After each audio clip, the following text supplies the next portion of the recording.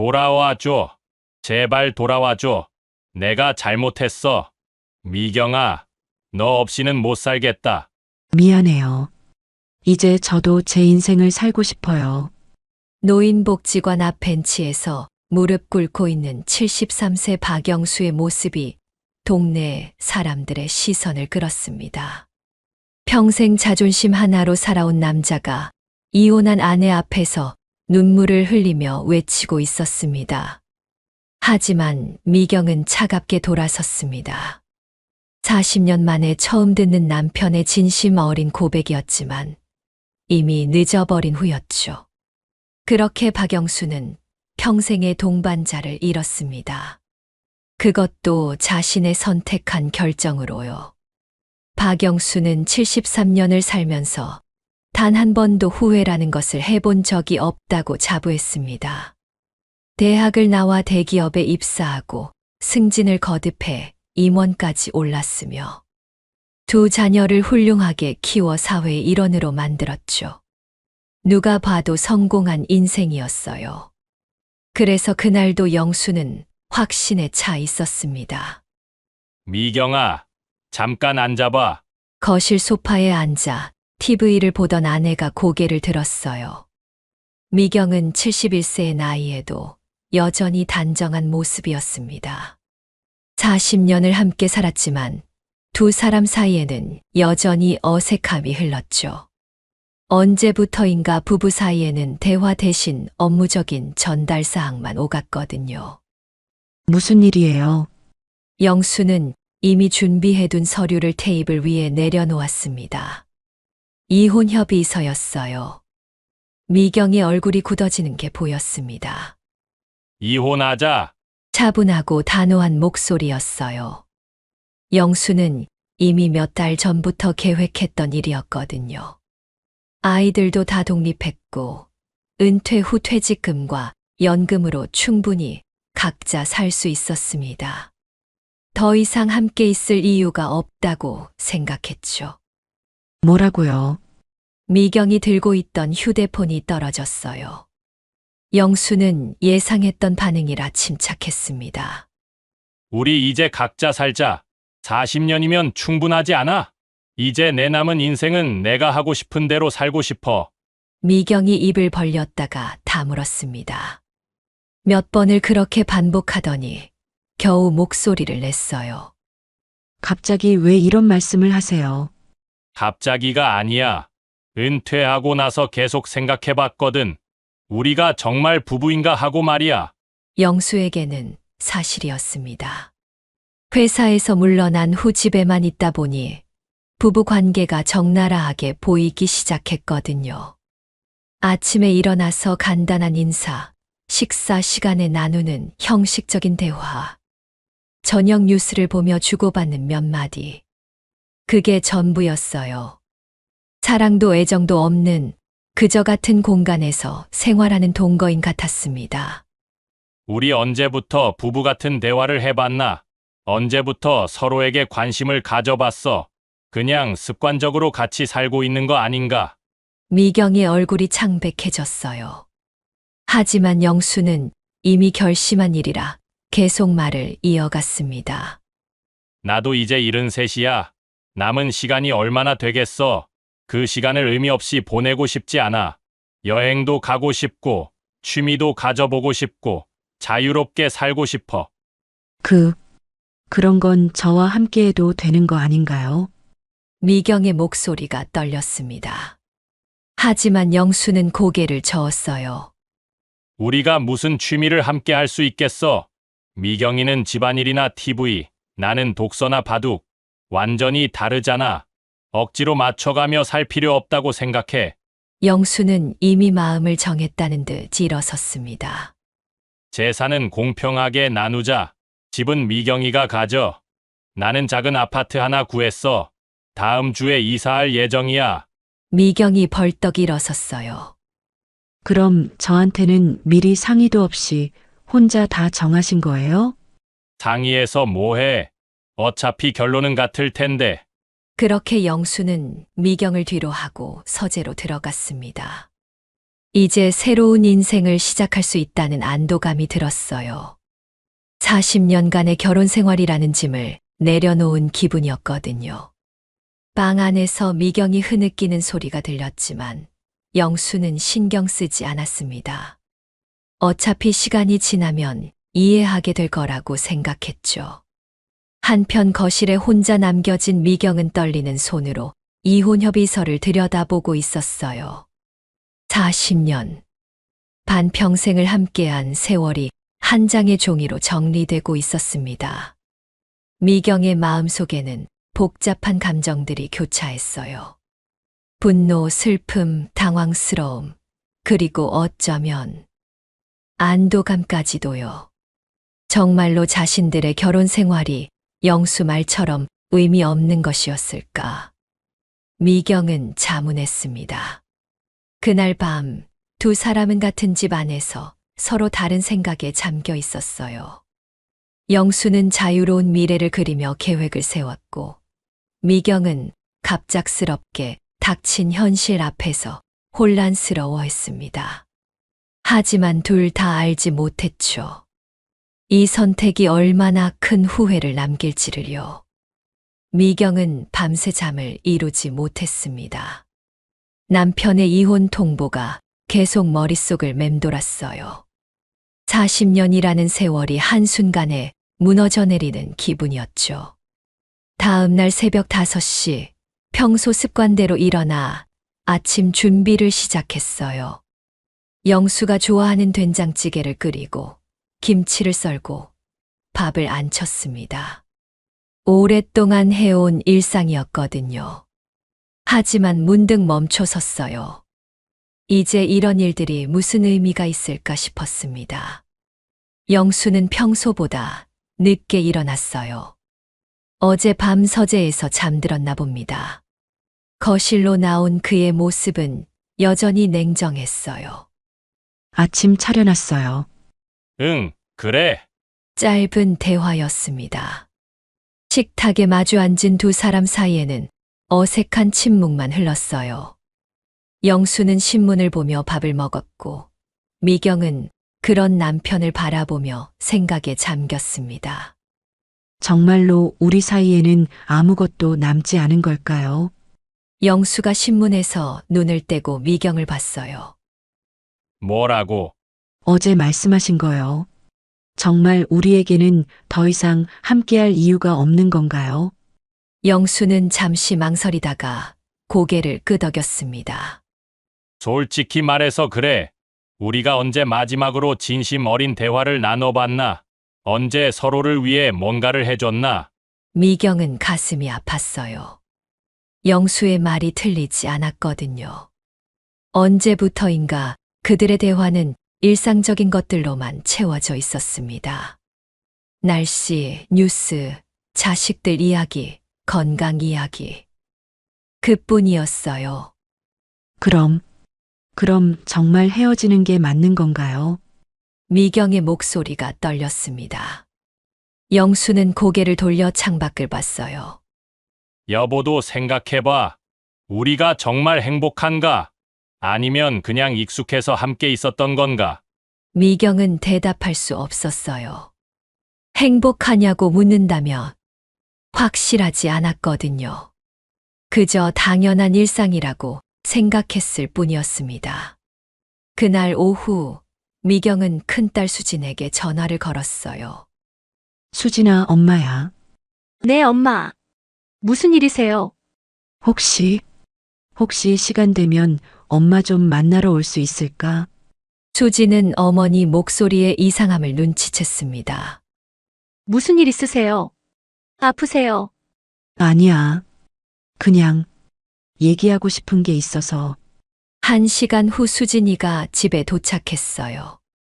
평소 밝은 모습과 달리 풀이 죽어 있는 어머니를 보고 깜짝 놀랐습니다. 엄마, 정말 무슨 일이에요? 미경은 한참을 망설이다가 입을 열었어요.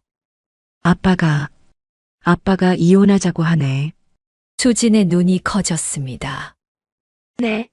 뭐라고요? 어제 갑자기 이혼 협의서를 내밀더라. 이제 각자 살자고. 미경은 어제 있었던 일을 차근차근 설명했어요.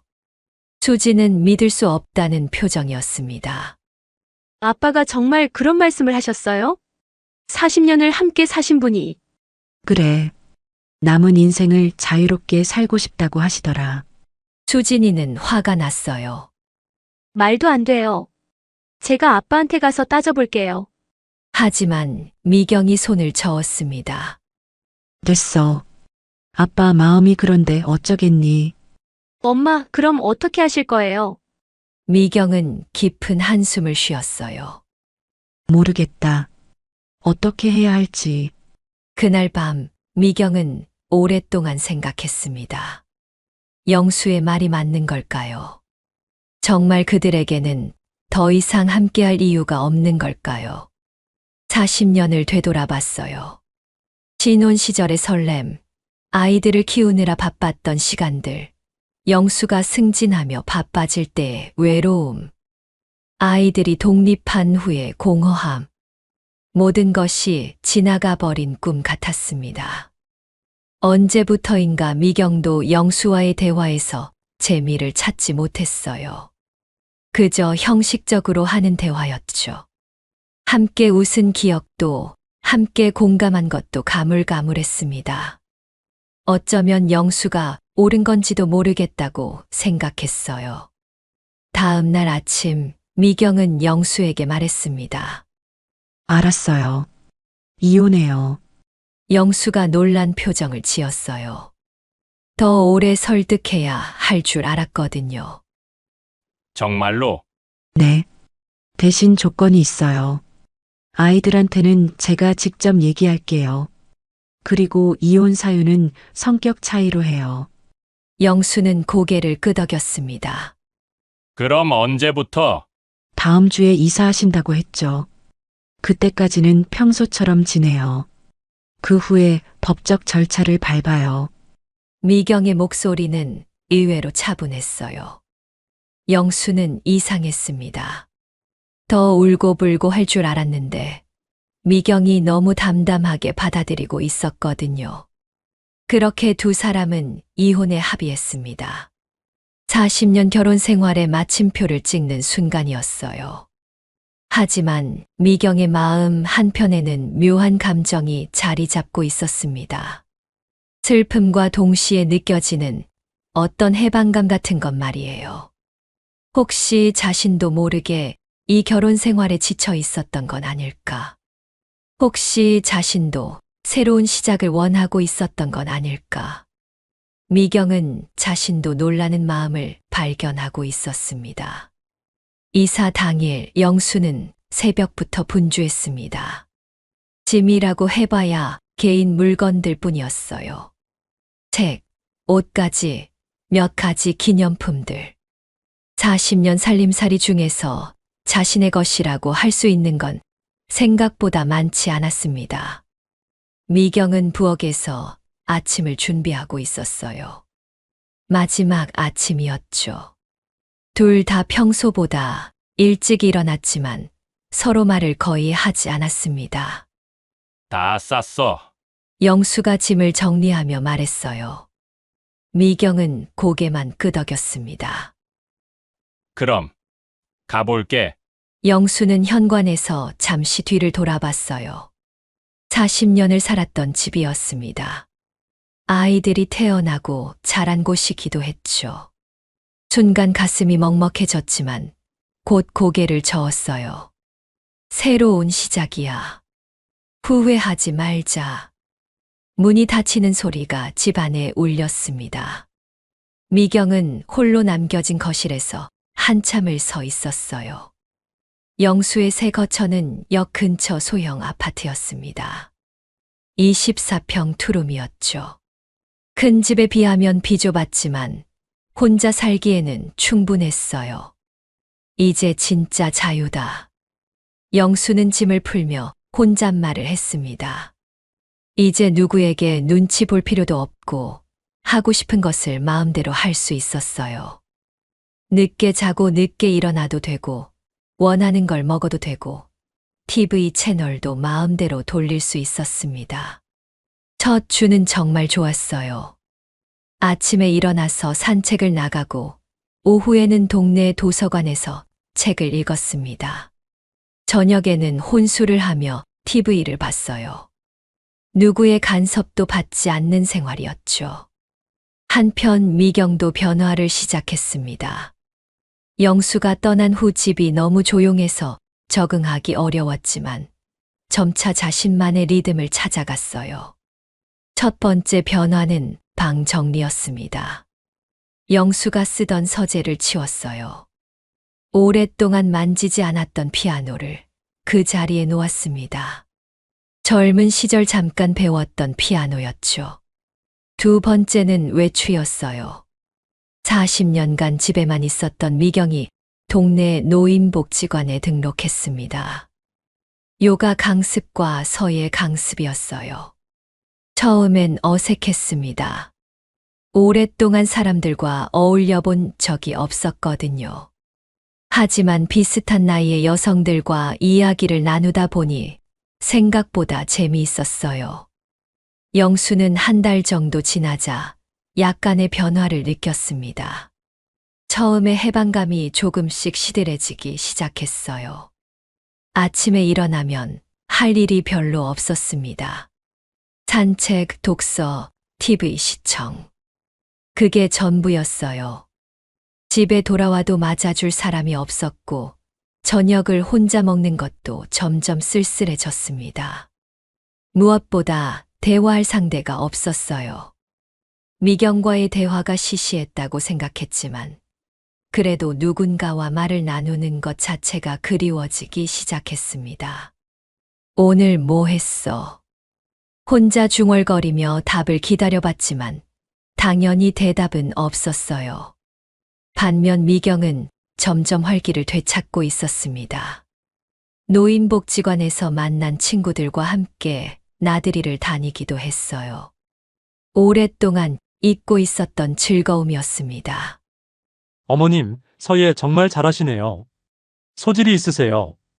감사해요. 선생님이 워낙 잘 가르쳐 주셔서 미경은 환하게 웃었습니다. 언제 마지막으로 이렇게 웃어봤는지 기억나지 않을 정도였어요. 저희 다음 주에 등산 가는데 같이 가실래요? 등산이요. 저는 그런 거 한 번도 괜찮아요. 다들 초보예요. 가벼운 산이니까 부담 갖지 마세요. 미경은 망설였습니다. 영수와 함께 살 때는 상상도 할 수 없는 일이었어요. 하지만 지금은 달랐습니다. 누구에게 허락받을 필요도 없었죠. 좋아요. 가보고 싶어요. 그렇게 미경은 첫 등산을 다녀왔습니다. 힘들었지만 정상에서 바라본 경치는 정말 아름다웠어요. 오랫동안 집 안에서만 지냈던 자신이 이런 경험을 할 수 있다는 것에 감사했습니다. 영수는 그 무렵 건강에 문제가 생겼어요. 혼자 살다 보니 식사를 제대로 챙기지 않았거든요. 라면이나 김밥 같은 간편식으로 때우는 날이 많았습니다. 어느 날 아침 어지러움을 느끼며 일어났어요. 혈압이 많이 올라간 것 같았습니다.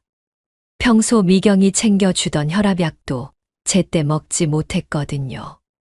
병원에 가보니 혈압이 상당히 높아져 있었어요. 식사는 제대로 하고 계세요. 이 나이에 혼자 사시나 봐요. 의사의 말에 영수는 괜히 기분이 상했습니다. 가족이 없어서 그런 게 아니라 혼자 사는 걸 선택한 거예요. 그렇다고 해서 건강을 소홀히 하시면 안 되죠. 규칙적인 식사와 운동, 그리고 제때 약을 꼭 드셔야 합니다. 집에 돌아온 영수는 냉장고를 열어봤어요. 거의 비어 있었습니다. 미경이 있을 때는 항상 가득 찬 냉장고였는데 말이에요. 그때 문득 미경이 궁금해졌습니다. 혼자서 잘 지내고 있을까? 건강에는 문제 없을까? 하지만 이미 헤어진 사이였어요. 안부를 묻기에는 어색했습니다. 그날 밤 영수는 창밖을 바라보며 생각했어요. 자유를 얻었다고 생각했는데 정말 이게 자유인 걸까?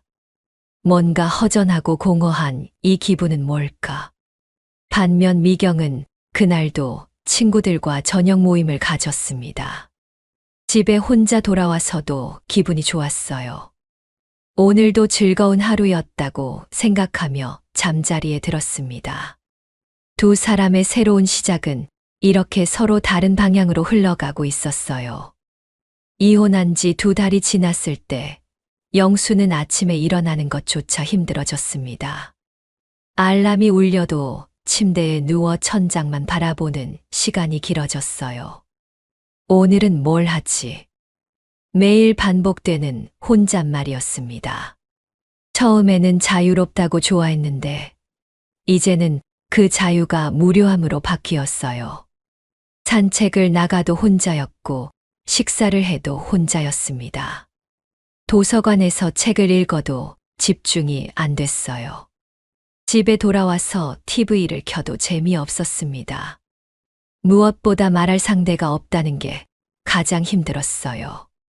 미경과 함께 있을 때는 대화가 지루하다고 생각했는데 막상 아무와도 말하지 않고 지내니 답답했습니다. 어느 날 마트에서 장을 보다가 우연히 미경이 좋아하던 반찬을 보게 됐어요. 콩나물 무침이었습니다. 순간 미경이 그리워졌어요. 미경이는 지금 뭘 하고 있을까? 하지만 곧 고개를 저었습니다. 이미 끝난 일이라고 스스로를 다독였어요. 그런데 건강 문제는 점점 심각해졌습니다. 혈압약을 깜빡하는 일이 자주 생겼고 식사도 불규칙했어요. 미경이 챙겨주던 건강관리를 혼자 하기엔 너무 어려웠습니다. 어느 날 밤 갑자기 가슴이 답답해졌어요. 숨이 잘 안 쉬어지면서 식은땀이 났습니다. 119에 신고할까 망설이다가 참았어요. 혼자 응급실에 가는 게 너무 초라해 보였거든요. 다행히 증상은 몇 시간 후 가라앉았지만 영수는 크게 충격을 받았습니다. 만약 정말 큰 일이 생겼다면 어떻게 됐을까? 아무도 모르는 채로 쓰러져 있었을지도 모르는 일이었어요. 그때 문득 미경이 생각났습니다. 함께 살 때는 당연하게 여겼던 것들이었어요. 아플 때 걱정해주고, 약 챙겨주고, 병원에 함께 가주는 것들 말이에요. 영수는 핸드폰을 꺼내 미경의 번호를 찾았습니다. 하지만 통화 버튼을 누르지는 못했어요. 뭐라고 말해야 할지 모르겠더라고요. 한편 같은 시각, 미경은 친구들과 늦은 저녁을 마치고 집에 돌아왔어요. 오늘은 노인복지관 친구들과 함께 연극을 보러 갔었습니다. 정말 재미있었어요. 오랫동안 연극 같은 건 본 적이 없었는데 미경은 기분이 좋았어요.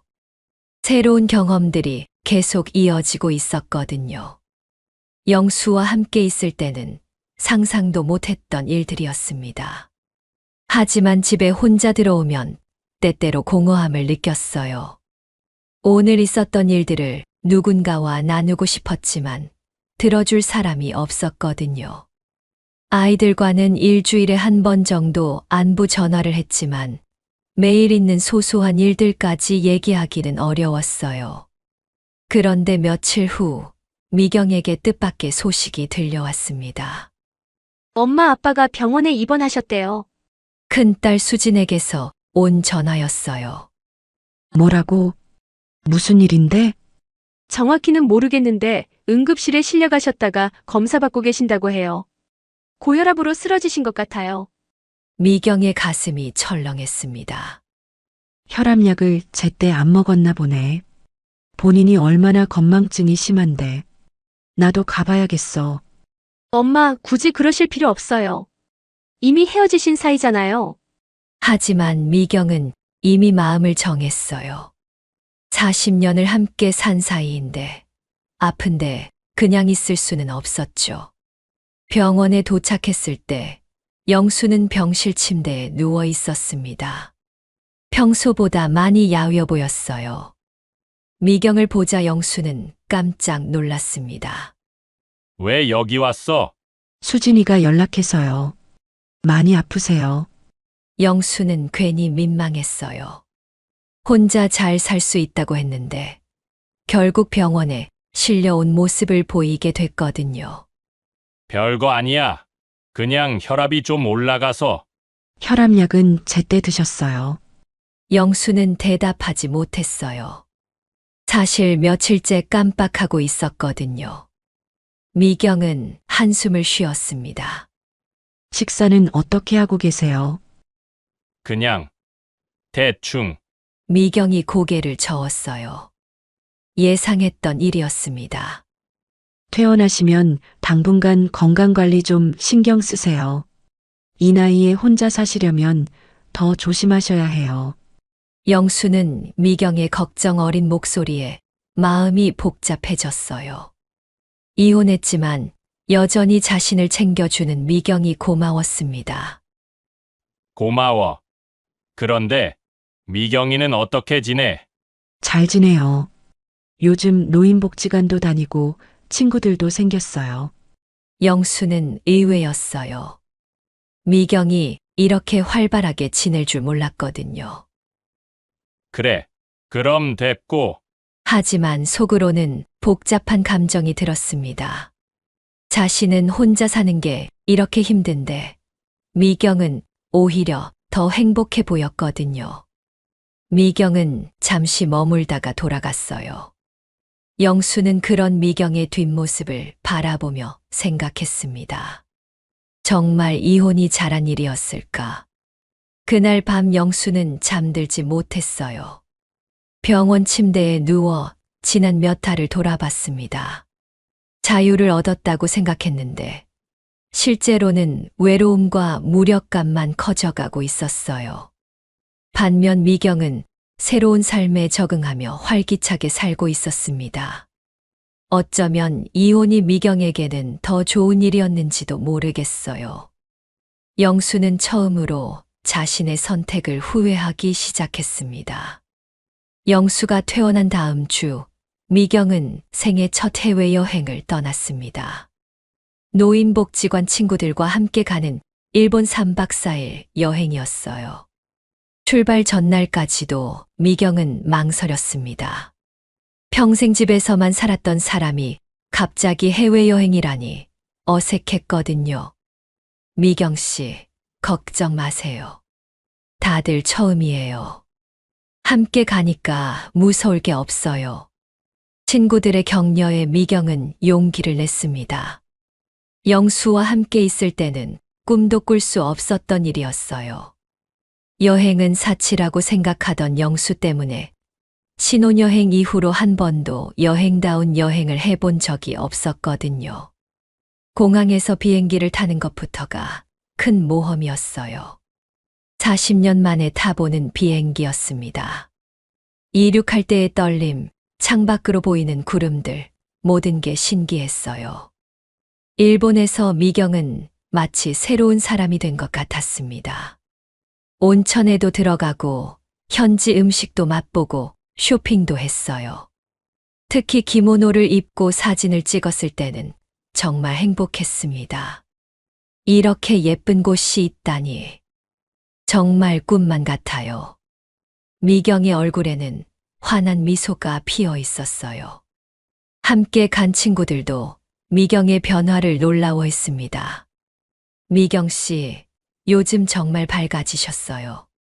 처음 노인복지관에 오셨을 때와는 완전히 달라요. 그래요.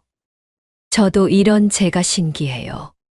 사실 처음 복지관에 왔을 때 미경은 위축되어 있었어요.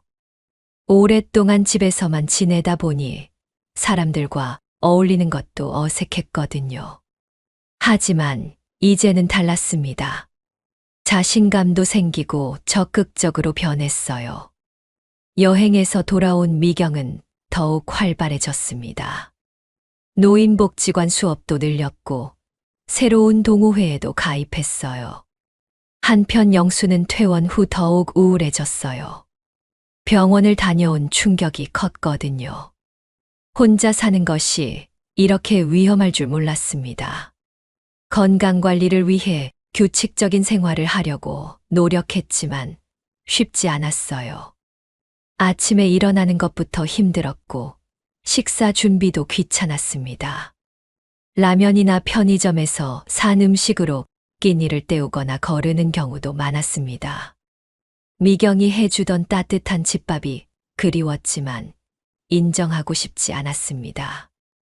이런 생활이 계속되다 보니 체중도 빠지고 기력도 떨어졌어요. 예전에 즐겨 하던 독서도 집중이 안 됐습니다. 어느 날 동네에서 미경을 우연히 마주쳤어요. 그런데 미경의 모습이 예전과 많이 달랐습니다. 옷차림도 밝아졌고 표정도 활기찼어요. 미경아, 영수가 먼저 인사했습니다. 미경도 놀란 표정으로 영수를 봤어요. 어머, 영수 씨. 어떻게 이쪽에? 그냥 산책하다가 영수는 미경을 유심히 봤습니다. 확실히 예전보다 밝아 보였어요. 새로운 헤어스타일에 화사한 옷까지 마치 다른 사람 같았습니다. 많이 변했네. 네. 요즘 이것저것 해보고 있어요. 노인복지관도 다니고 친구들도 만나고. 영수는 복잡한 기분이었어요. 자신이 없어도 미경이 이렇게 잘 지낼 수 있다는 게 서운하기도 하고 한편으로는 다행이기도 했습니다. 그래. 잘 됐네. 영수 씨는 어떻게 지내세요? 건강은 괜찮으시고. 미경의 관심에 영수는 괜히 자존심이 상했어요.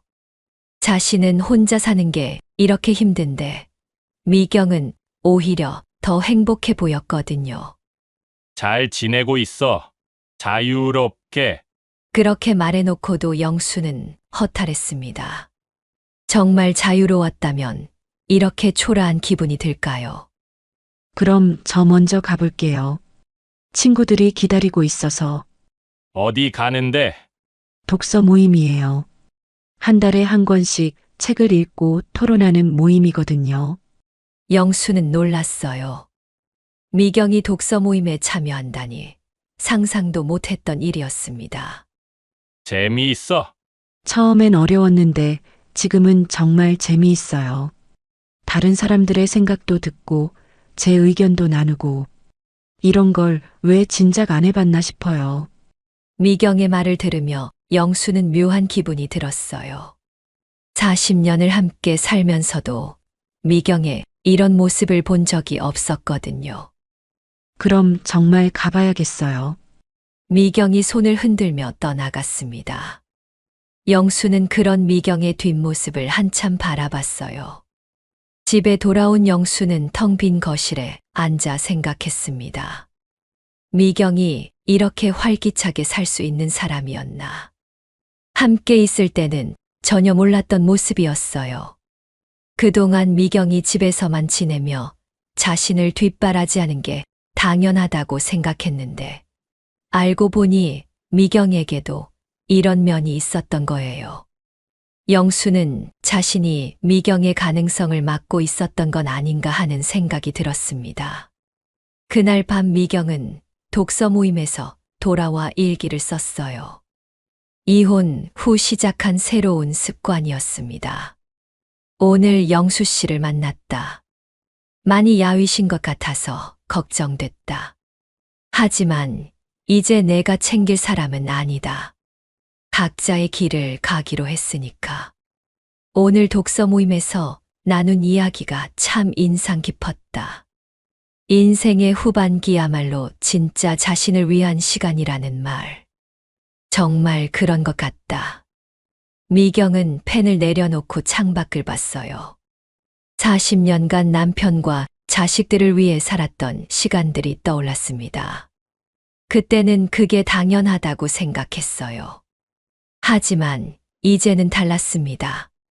자신을 위한 시간도 소중하다는 걸 알게 됐거든요. 미경을 마주친 지 일주일 후 영수는 우연히 미경의 또 다른 모습을 보게 됐습니다. 병원에서 정기검진을 받고 나오는 길이었어요. 버스 정류장에서 기다리고 있는데 맞은편에서 웃음소리가 들려왔습니다. 고개를 돌려보니 미경이 몇 명의 여성들과 함께 걸어오고 있었어요. 아, 정말 재미있었어요. 다음에도 또 가요. 미경의 목소리였습니다. 영수는 자신도 모르게 몸을 숨겼어요. 미경의 모습을 자세히 보고 싶었거든요. 미경 씨, 요즘 정말 젊어지신 것 같아요. 표정도 그렇고 말투도 그렇고. 그래요. 저도 이런 제가 신기해요. 이렇게 활발한 사람이었나 싶어서. 미경이 환하게 웃었습니다. 영수는 그런 미경을 본 적이 있었나 기억을 더듬어 봤어요. 40년을 함께 살았는데도 이렇게 밝게 웃는 모습은 기억나지 않았습니다. 친구들과 헤어진 후 미경은 홀로 버스를 타고 갔어요. 영수는 그런 미경을 바라보며 충격을 받았습니다. 저게 정말 내가 알던 미경인가? 함께 살 때의 미경은 조용하고 소극적이었어요.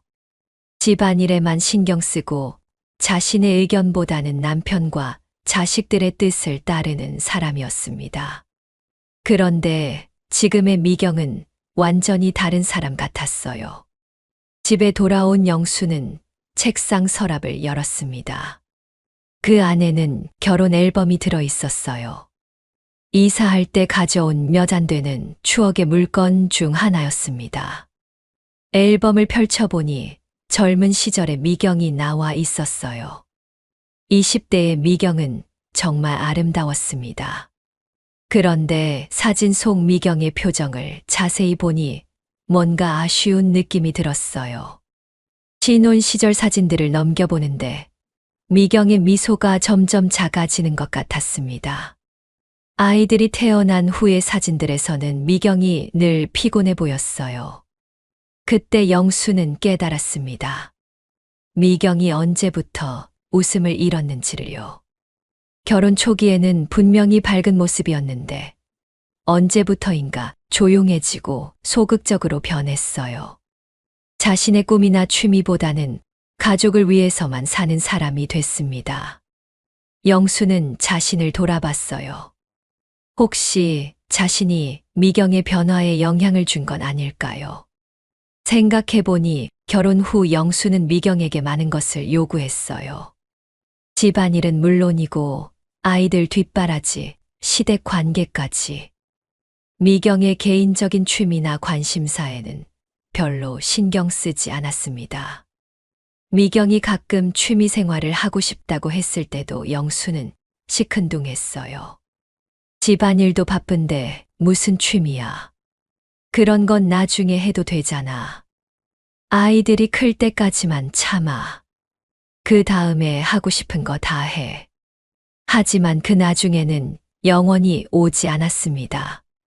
아이들이 커도 다른 핑계가 생겼고 미경은 점점 자신의 꿈을 포기해 갔어요. 영수는 가슴이 아팠습니다. 지금 보니 미경이 얼마나 많은 것을 포기하며 살았는지 알겠어요. 그 다음 날 영수는 큰딸 수진에게 전화를 걸었습니다. 수진아, 아빠야. 네, 아빠. 어떻게 지내세요? 그런데 엄마는 어떻게 지내니? 수진은 잠시 말을 멈췄어요. 엄마요. 요즘 정말 밝게 지내세요. 거의 매일 뭔가 하고 계시더라고요. 노인복지관도 다니시고 친구들도 만나시고 책도 읽으시고. 아, 얼마 전에는 여행도 다녀오셨어요. 여행. 영수는 놀랐어요. 미경이 여행을 갔다니. 일본으로 3박 4일 다녀오셨어요. 정말 좋아하시더라고요. 사진도 엄청 많이 찍어 오시고. 수진의 말을 들으며 영수는 복잡한 기분이었어요. 엄마가 그렇게 활발한 사람이었나? 아빠는 몰랐겠지만 엄마는 원래 활발한 성격이셨어요. 제가 어릴 때 기억으로는 노래도 잘 부르시고 춤도 추시고 그러셨거든요. 그런데 언제부터인가 조용해지셨죠. 아마 가정일 때문에 바쁘셔서 그랬던 것 같아요. 수진의 말에 영수는 더욱 마음이 무거워졌습니다. 그날 저녁 영수는 혼자 소주 한잔하며 생각했어요. 자신이 얼마나 이기적이었는지 깨닫게 됐습니다. 40년간 미경은 자신과 아이들을 위해 모든 것을 희생했어요.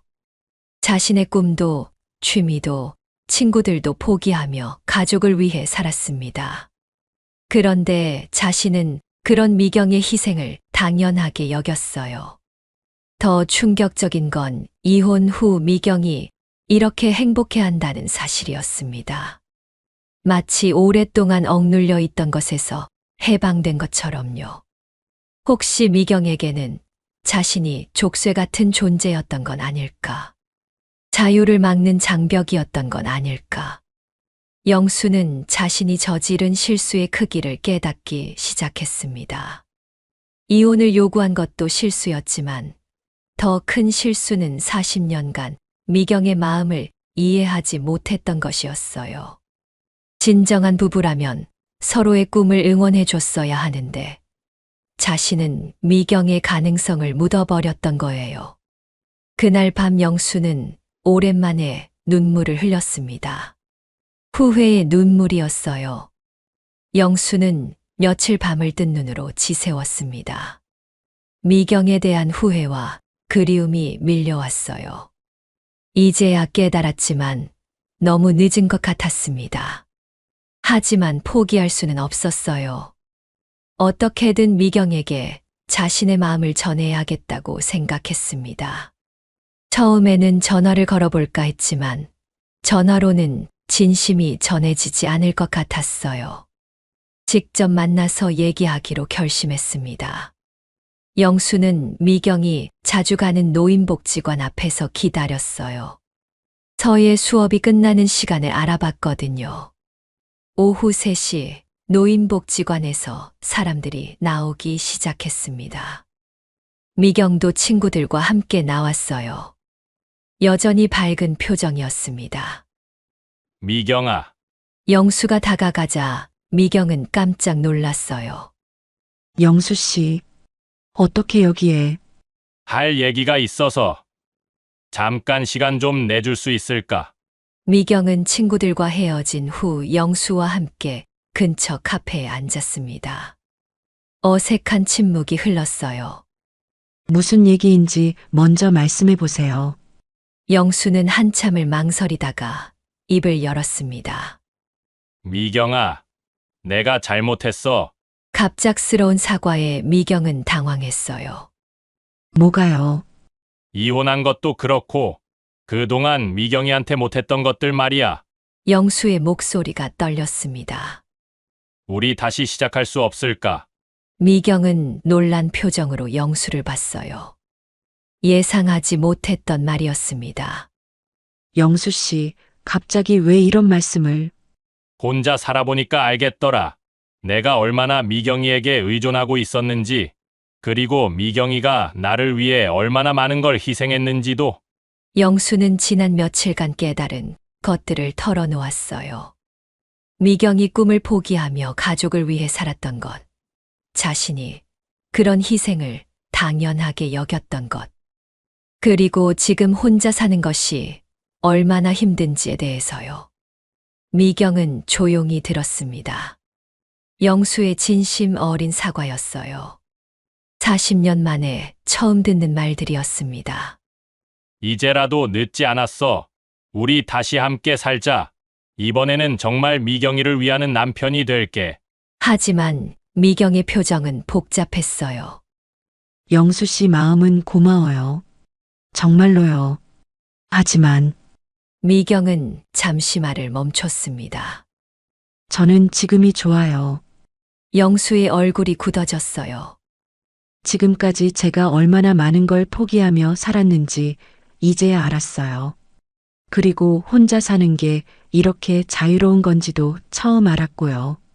미경의 목소리는 단호했습니다. 영수 씨 말씀이 맞아요. 저는 정말 많은 걸 희생했어요. 제 꿈도, 취미도, 친구들도 다 포기했죠. 그런데 지금은 달라요. 하고 싶었던 걸 다 해보고 있어요. 영수는 절망적인 기분이 들었어요. 그럼 우리가 함께 그런 걸 해보면 안 될까? 여행도 가고, 취미도 함께 즐기고, 미경이 고개를 저었습니다. 40년 동안 해보지 않았던 걸 지금 와서 할 수 있을까요? 솔직히 말씀드리면 저는 이제 영수 씨와 함께 하는 게 편하지 않아요. 영수는 가슴이 아팠어요. 미경의 솔직한 마음이었습니다. 그동안 저는 항상 영수 씨 눈치를 보며 살았어요. 영수 씨가 원하는 아내, 영수 씨가 원하는 어머니가 되려고 노력했죠. 하지만 정작 제가 원하는 게 뭔지는 생각해 본 적이 없었어요. 미경의 말에 영수는 할 말이 없었습니다. 이제야 저 자신을 찾아가고 있어요. 저만의 시간을, 저만의 공간을, 저만의 관계를 만들어가고 있고요. 이걸 다시 포기하고 싶지 않아요. 영수는 마지막으로 간청했어요. 그럼 천천히 생각해봐. 시간을 갖고, 영수 씨도 새로운 삶에 적응해 보세요. 혼자 사는 것도 익숙해지면 괜찮을 거예요. 미경이 일어섰습니다. 정말 고마워요. 이렇게 사과해 주시고 저를 생각해 주시는 마음. 하지만 저는 이제 제 길을 가고 싶어요. 영수는 미경의 뒷모습을 바라보며 절망감에 빠졌어요. 진심으로 사과했지만 이미 늦었던 거예요. 그날 밤 영수는 혼자 술을 마시며 울었습니다. 자신이 얼마나 큰 실수를 했는지 뼈저리게 느꼈어요. 미경에게는 자신이 이제 과거일 뿐이었습니다.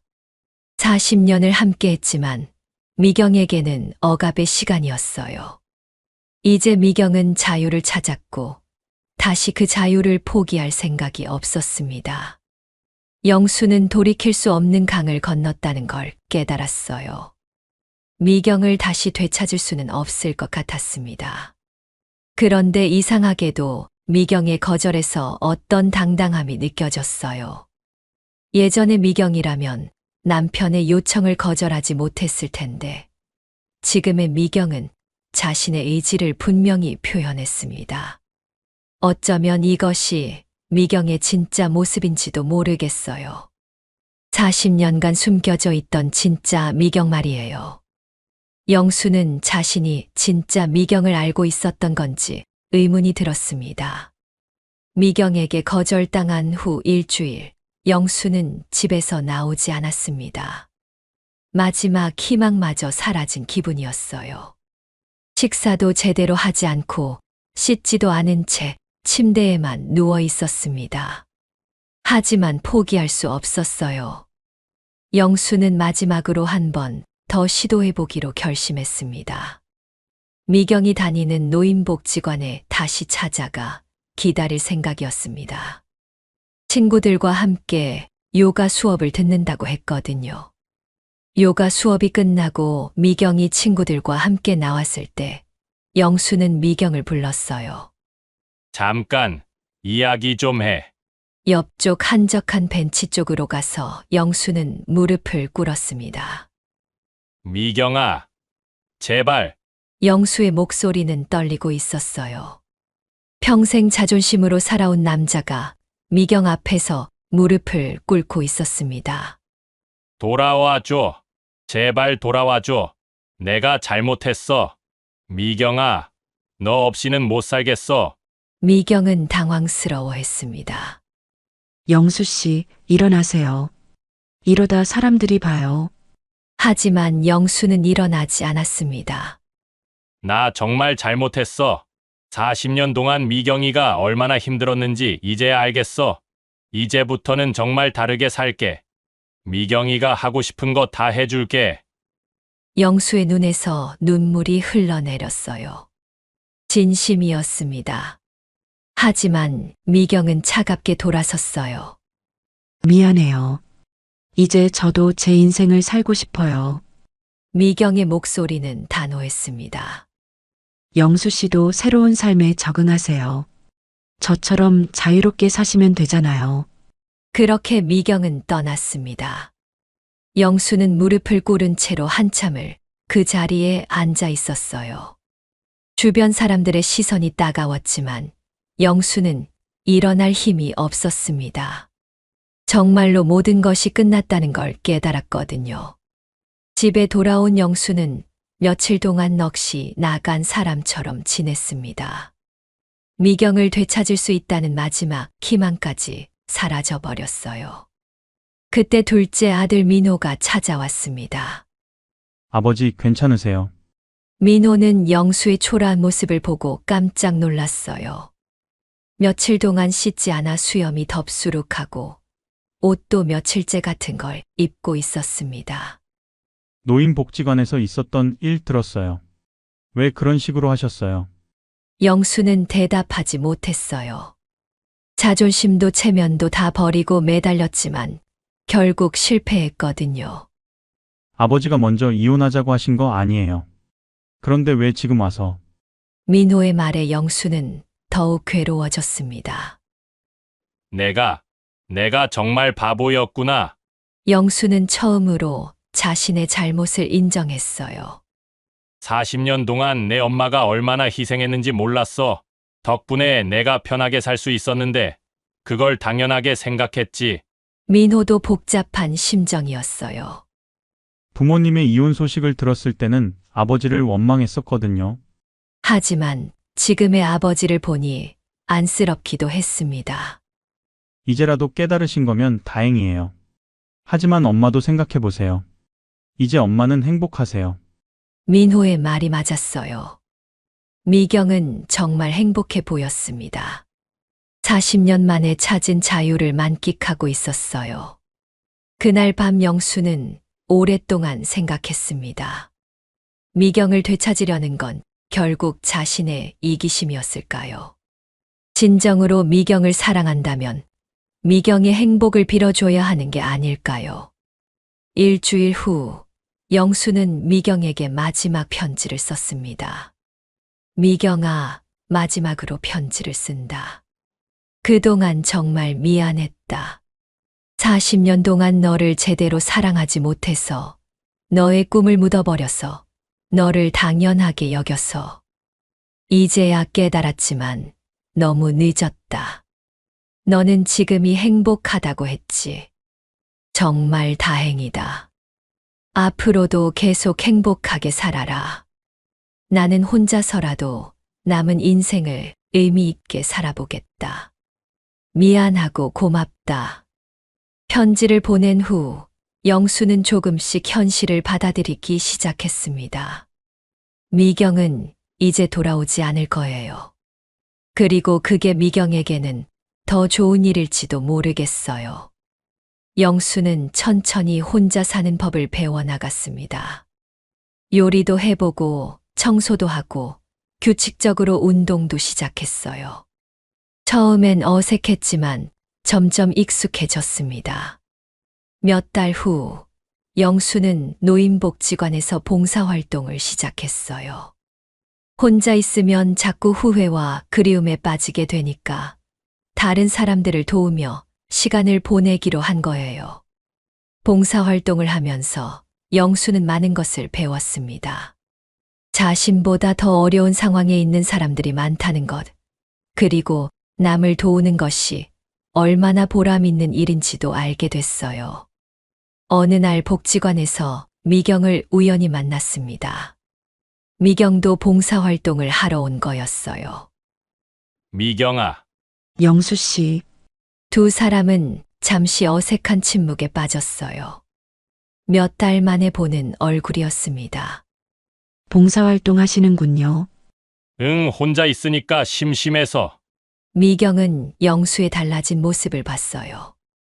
예전보다 차분해 보였고 뭔가 성숙해진 느낌이었습니다. 편지 잘 받았어요. 고마웠어요. 영수는 고개를 끄덕였습니다. 미경이가 행복하면 된 거야. 내가 너무 이기적이었지. 그날 이후로도 두 사람은 가끔 노인복지관에서 마주쳤어요. 어색하긴 했지만 서로를 원망하지는 않았습니다. 미경은 여전히 활발하게 자신의 삶을 살아가고 있었고, 영수는 천천히 혼자 사는 법을 배워가고 있었어요. 영수는 이제 알았습니다. 진정한 사랑은 붙잡는 것이 아니라 놓아주는 것이라는 걸요. 그리고 40년이라는 시간이 무너진 것이 아니라 그 시간 속에서 각자가 성장할 수 있는 기회였다는 것도요. 비록 함께하지는 못하지만 영수는 미경의 행복을 진심으로 빌어주었습니다. 그것이 자신이 할 수 있는 마지막 사랑의 표현이었어요.